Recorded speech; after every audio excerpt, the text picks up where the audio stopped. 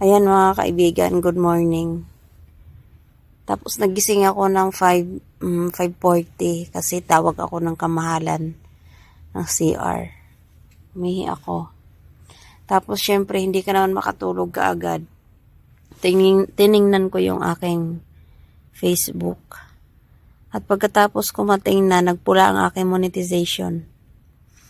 Tapos tiningnan ko lahat-lahat. May nabot ako ng higit 1 oras dito, di ako nakatulog kaagad.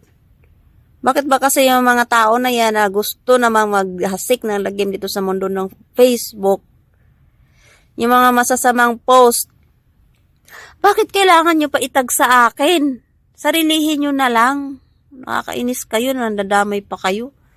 Magpapakahirap ako maging healthy yung Facebook ko, tapos magtatag lang kayo ng mga, ay nako.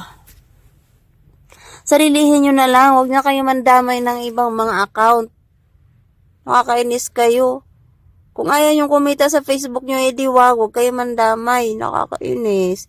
Pinaghihirapan ko yung account ko na magiging healthy para naman maging bati kami ni Meta, tapos ikaw naman tag-tag ka. Ang masakla pa, ang dami niya itatag. Dami-dami namin, more than 100.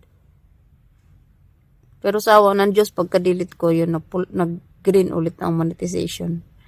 Ayun lang, matulog ulit ako. Bye-bye. Shinare ko lang. Bye. Ito yun guys, paulit-ulit pa siya nagtag sa akin. Tapos okay lang sana kung yung mga itinatag niya mga video is mga okay lang naman, yung mga hindi sakit sa mata. Pero ang babastos kasi, kaya ayan, naiinis ako. Ay, salamat. Nag-green na rin siya. Hi.